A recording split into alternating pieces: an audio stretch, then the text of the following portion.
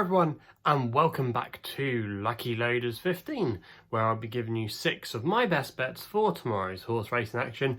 If you've been following me for a long time, you know this is something I normally like to do every Saturday, give you 6 of my best bets. Before we get stuck into those tomorrow, however, I just want to recap on our selections on how they ran today, and I'm pleased to report we came out with some profit. We had a slightly disappointing day yesterday as we fired a blank, but today was much more like it. Our highlight of the day was our next best winner with Blue Skyline for Ryan Moore and David Ellsworth. It's a horse that had been in my mind for quite a while, and he was able to finally get his first win of his career. I think the soft ground really made the difference to him. If you actually went back for his form as a juvenile, his career best effort when he finished third to King Leonidas was on soft ground, so the rain finally came for him today, and in the end it was a very good game win from Ryan Moore, who didn't throw in the towel and asked him for every effort, and he obliged. Our other good success today was Quizzical in the Irish Cambridgeshire handicap. We put him up as my long shot. We put him up at 12 to 1 each way. He finished in second place. At one point I thought Dylan Brown McGonigal had nicked it because he was actually looking round inside the 2 furlongs. But yeah, he was able to hang on and make the frame, and we got a nice little bit of profit there. And also as well, it could have been a perfect day for us with full profits on every tip if Patoxide had just got up in a photo finish. I'm not complaining about the ride at all or about his attitude. He tried his heart out, you know, and he just got nabbed on the line, you know, but he still ran a very credible race, and the first 2 in that race, the winner and himself, were quite a bit clear from the rest of the field. So Patoxide, nothing to complain about there. You got to run for your money, but that's the way it goes sometimes in racing. But I'm not complaining. It's been a good week so far since I returned from my break. We had a good day on Tuesday, Wednesday, slight blip Thursday, but we had another good day today, and also as well I think we had a good day on Friday as well. It's been a long week. I've been doing a lot of work at Sky Sports Racing, but yeah, it's glad to be good, glad to be back and giving you winners. But anyway, let's get stuck into the racing for tomorrow. Some good racing tomorrow, even though it is going to be rainy and obviously crowds still can't attend. So we're going to be looking for horses that are going to be looking to do well on soft go, and pretty much every race course at the moment has soft in the going description. And also as well, I'm going to be putting 2 selections up at Windsor, and their meeting could get abandoned. They're going to have an inspection at 6:30 in the morning, so apologies if you're watching this and Windsor has been abandoned. Also as well, if you do back these horses to run at Windsor and they do abandon the meeting, you will get your money back because your bet will be classed as void. But anyway, enough of me talking about that. Let's get into the tips for tomorrow and my cases for why I'm going to be supporting them. So we're going to start tomorrow with one of my extra tips, which runs in the 12:20 at Newmarket with a horse called Zoffarelli for Tom Marquand and Rafe Beckett. Now this horse is making his nursery debut tomorrow after 2 promising runs, which both of them came at Windsor. He's going to be making his nursery debut off a mark of 77. He finished behind Zamani for Simon and Ed Crisford on debut. He went on to boost that form by winning a nursery at Glorious Goodwood, and he had a lot of nice form before that, so that was a good effort. And then last time out at Windsor, our selection, Zoffarelli I should say, was made favourite at Windsor, but just got denied by Hot Scoop under Safi Osborne, who just was able to get his head in front on the line. But I think that day this horse, who was running over 6 furlongs, was just found out for a little bit of pace over the trip, and I think going up in trip tomorrow will really suit him. He ran really strongly into that race at Windsor, and he was closing down all the time, and I just think going up in trip will really help him tomorrow. He's got plenty of horses that have got a mile in his pedigree, so I think that's definitely going to suit him tomorrow. It is a little bit of a competitive nursery. There's some others in here with some strong form claims, but I think Zoffarelli tomorrow, I think he's ready to go out there and go very close, and I just think the step up in trip could definitely unlock another dimension to him. So at 7 to 2 tomorrow, I'm just going to recommend a win only bet, but I think he can definitely get us off to a good start.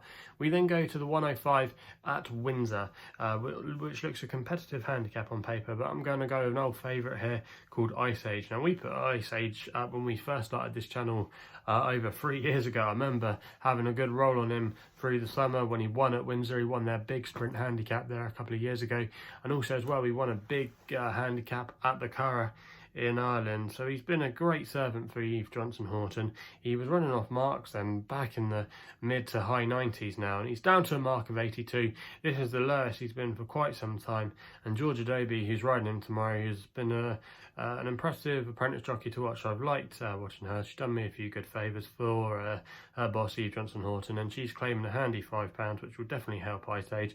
He's been running okay this season without setting the world on fire. A few placed efforts. He finished 4th at Windsor last time out, but I think the key to him tomorrow is his falling handicap mark, and also as well a little bit of cut in the ground. I remember a couple of years ago we saw him put his best efforts forward when he did have a bit of juice in the ground, and I think the ground tomorrow is going to really help him. Also as well, Eve Johnson Horton's team are in really good form at the moment. They've had quite a few winners in the last fortnight, and I just think Ice Age is now getting to a point where he's feasibly well treated. I think he has a lot in his favour tomorrow to run a good race. I'd be disappointed if he couldn't at least make the frame, but I think at 8-1 he's a fair bit of each way value there. He's going to be my extra tip tomorrow, another one of them, and I think he's got a good chance of going close tomorrow, so that's going to be the tip there. We then go to the 205 at Newmarket with a horse called Ventura Rebel for Paul Hannigan, who's recently returned from injury after a nasty fall, and he's going to be riding for his boss Richard Fahey. Now this horse Ventura Rebel was a really smart juvenile, running some really good races, placed at Ascot, and then has been okay so far this season. His best run so far came in the Commonwealth Cup, where he was a massive price that day. I think he was about 50-1, and he finished in 3rd place behind Golden Horde. But I think there's a lot of untapped potential still with Ventura Rebel to perform well in Pattern Company. If you actually go back to his last run, he was a little bit disappointing when he finished 5th at York, but that was over 7 furlongs that day, and I think it just stretched him, and dropping back to 6 furlongs tomorrow will suit him. Also as well, I think the key to him is having a little bit of cut in the ground. When he's run well before in the past, his best efforts have come with a little bit of soft in the going description, and obviously there's going to be plenty of that at Newmarket. They've had a lot of rain, and I just think he's a little bit dangerous here. He gets a 3-year-old weight for allowance as well, and I wouldn't like to underestimate him, and I think Ventura Rebel is going to be my next best tomorrow at 15-2. He does represent some value there. I'm going to recommend him as my next best. So that's going to be the selection there. We then go with an extra tip at Windsor in the 214. I'm going to recommend Sextant here for Louis Stewart and Sir Michael Stout in the colours of Her Majesty the Queen. You can currently back this horse at 7-1. And I'm actually just going to recommend a win-only bet here. Now this horse finished 5th in the Geoffrey Freer Stakes at Newbury last weekend, which was on his seasonal reappearance. You can definitely, I think, forgive him the run. He's always a horse that's always probably needed a run or so just to get going. But I think Sexton tomorrow does have a good chance in this small field, and I still think it could potentially cut up. Now, he ran over 1 mile and 6 in that Geoffrey Freer, and I just think that might have just tested his stamina, and I think he's more effective at 1.5 miles, and that's the trip he's going to be running over tomorrow. If you actually go back through some of his form last year, he beat Manuela de Vega to win a listed race at Chester. Also as well, he finished 2nd in the Group 3 behind Mirando, so he's got some good form to his name, and he can handle a little bit of cut in the ground, which I think is going to be vital for his chances tomorrow. So I do think there's quite a good chance of him running a big race tomorrow. A few of these, like Desert Encounter, who is the favourite for this race, I just think he's vulnerable on the go, and even though he did finish 3rd, I think it was at Newmarket last time on soft ground, I just think he's better on a decent surface. And for me, I think Sextant there, he represents a little bit of value for Sir Michael Stout and Louis Stewart tomorrow. I think he's a horse that will either win or he'll blow out, but at 7-1, he was just a bit of a tempting price there, and I'm just going to recommend a win-only bet. We then go to Goodwood for the 445. I'm going to be missing a lot of their group races tomorrow. I just think they're so competitive, and they're really hard to dismiss any of them, so that's why I've stayed clear of there. But Goodwood tomorrow, we're going to go my nap in the 445 with a horse called Sword Beach. Now, I've been waiting for this horse to run for a little while. Now, he's trained by Eve Johnson Horton, and David Probert has put for the ride. Now, Sword Beach, I remember putting him up at Glorious Goodwood, but then he became a non-runner. I don't know why he was at there. I can't remember exactly why. But Sword Beach, he's returning to Goodwood, where he's only run there on one previous start before, and he finished 2nd in a really competitive nursery, which worked out really well. So we know he handles the track. And I think also as well tomorrow, the soft ground is definitely going to be right up his street. He was a winner under Tom Marquand on his final start last year at York Racecourse, and also as well on debut when he ran at Salisbury. That was on soft ground too, and he finished in second place that day. So he's got some good form on soft ground. The handicap has relented now to what I think is a workable mark. He's a horse that likes to be up with the pace, and I think those tactics tomorrow could definitely be suited for him. Now he is going to be taking on some fair horses for the grade, but I just think at 11 to 1, this is a crazy price, and I'm going to recommend him each way. I think he can go really close tomorrow. I just think the soft ground is very key for his chances tomorrow. So taking that all into the balance, I think at 11 to 1, I'd be disappointed if he couldn't go quite close. We then go and stay at Goodwood with the final tip in the 5:15. Sorry for the sneeze, you'll have to excuse me. But yeah, we go to my long shot tomorrow at Goodwood in the 5:15 with a horse called Habanero Star. You can currently back him at 16 to 1, and I'm going to recommend an each way selection here for Selma Grage and Gay Calloway. Now, I actually know Selma not too bad. We had her on our podcast a few months ago, or I was actually back in February or March now. It seems a long time ago that I do, called In the Saddle podcast, and we actually interviewed her. She really impressed me when she won on a horse called Tynecastle Park, where she beat Cosmelli of Gay Calloway that day. I've never seen a winning trainer praise a jockey so much, and it's interesting that she's going to be riding for Gay Calloway tomorrow. Gay Calloway was very impressed with Selma that day, and Selma's done okay. I know her agent as well, Adam Brooke. He's a good agent. He's got some good jockeys on his hands now. He's got Ray Dawson that he's been getting some winners out of recently too. So yeah, I think this is an interesting jockey booking for her tomorrow on Habanero Star at 16 to 1. Now this horse, he hasn't done much to set the world on fire. He's going to be running off a mark of 63. But I think the key to him could be this soft ground. He's by Mason, whose progeny love a bit of dig in the ground. He was a winner himself, Mason, on soft ground in the July Cup quite a few years ago now.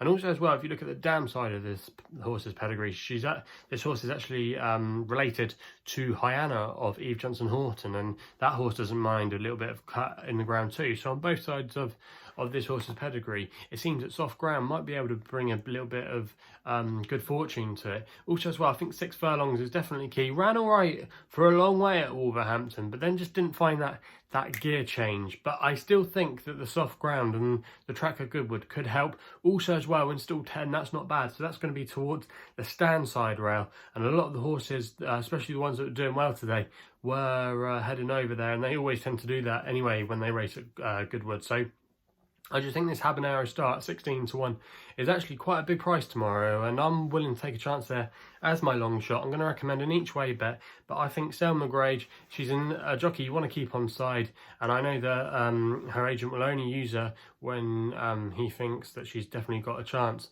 of going and getting a good result. So for me, Habanero Star at 16 to 1 tomorrow, I think that's a fair shout.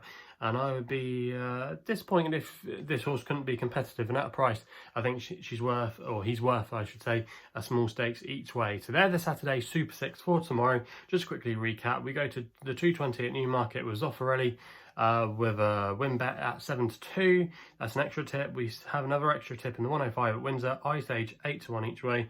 My next best then runs in the 205 at Newmarket with Ventura Rebel, 15 to 2 each way. Sexton in the 240 at Windsor is an extra tip at 7 to 1. We then go to the 445 at Goodwood with Sword Beach, and that's my nap at 11 to 1 each way. And my long shot is Habanero Star, 16 to 1 each way in the 5:15 at Goodwood. So if you haven't done so already, please make sure you hit the subscribe button for more videos here on my YouTube channel. You can also follow me on Twitter as well, where my handle is at LuckyLoader15. And if you want to find out a little bit more about myself, why not check out my website?